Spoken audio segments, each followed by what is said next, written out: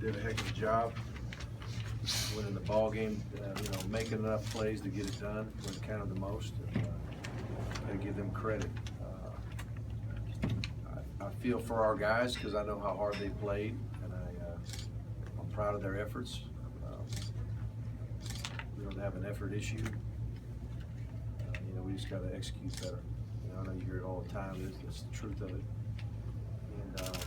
And one of the things we talked about was not, giving any gifts away and all that kind of thing, and making them earn everything they get. Didn't quite do that the entire ball game, but we got one of those too. So I guess it kind of evened out. But bottom line is they made more plays when it counted the most, and gotta give them credit. You lose your best player on the first play of the game. The impact of that, and can you update us on Nick Chubb's condition? Yeah, Nick getting hurt on play one wasn't very exciting to see at all. He was in pain, physical and mental pain.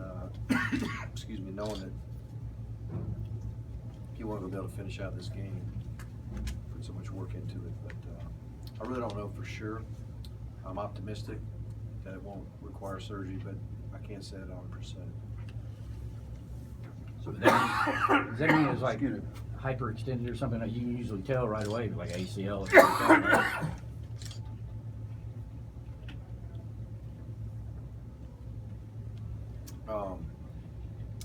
I just don't want to give too much information because I don't know for sure. But as of right now, we're still pretty hopeful that it won't require surgery, but we're not 100% sure of that yet. But we got to get some confirmation here tomorrow. How would you describe then your team's response once Nick did go down? Well, we've got some other good backs. I mean, Sony stepped in, played well. Keith Marshall got an opportunity to get in there and play some, and he played well. And you just got to keep playing ball. Everybody knows that. It's just, I don't think everybody just dropped it and said, "Oh no, the game's over" by any stretch. But everybody loves Nick Chubb. Everybody respects Nick Chubb. I'm sure the Bulldog Nation's heart sank when you see a guy like that on the sideline like that. I mean, he is a true warrior when it comes to playing football, and he's one of the finest people. One of the finest people we have on our team. How much does the game get affected when Sony isn't there instead? It changes to a certain degree, but Sony ran it up in there between the tackles, and we pretty much called the same plays for the most part that we would have called. Maybe we might have had it with a little more frequency if Nick was there, and Nick probably would have handled more of the inside runs if he was there. But you do have to give credit to Sony and the line blocked well. Any SEC defense, you're not just going to get 5 yards a pop every time you snap the ball, but you bang away, and there'll be times you get a big run, and there'll be times you get one or two.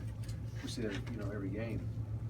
But it didn't change us where we just had to throw out the game plan. We still pretty much ran the things we practiced.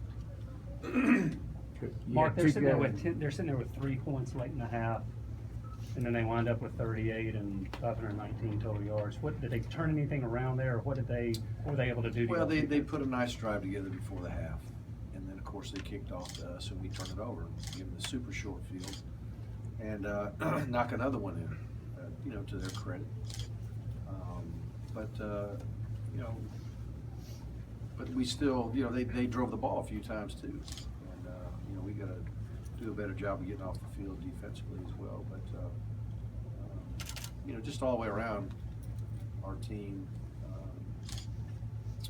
offense needs to execute better, defense needs to execute better. Our special teams certainly can get better as we go as well.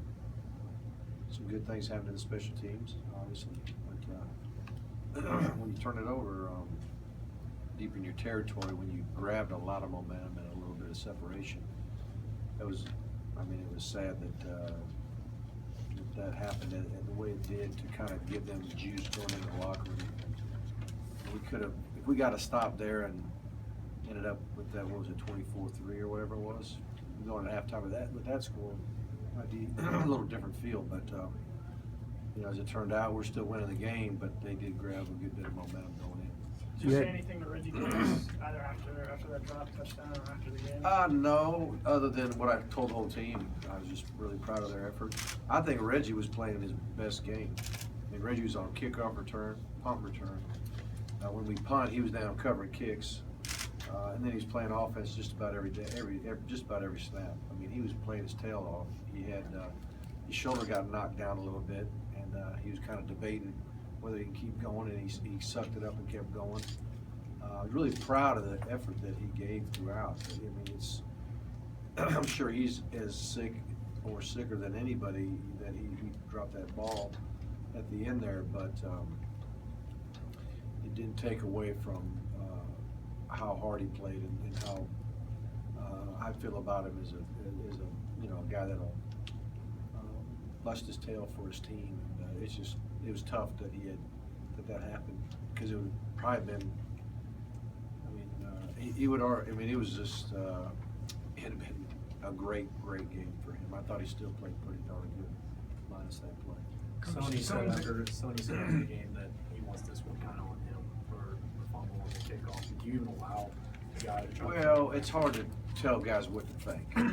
We certainly didn't, you know, grab him coming off the sideline and badger him and tell him, you know, you messed up the game for us. We don't do that. I mean, we encourage him to, you know, get back to fundamentals and you know, have him, you know, ball high and tight and two hands in traffic and that type of thing.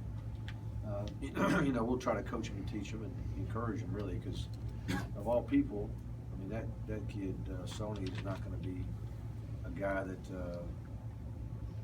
he's going to act like it was no big deal. Now, if some guy acts like it's no big deal, then you got a problem with that. But he knew it was a big deal. He was sick, and, you know, and then he just kept battling from there.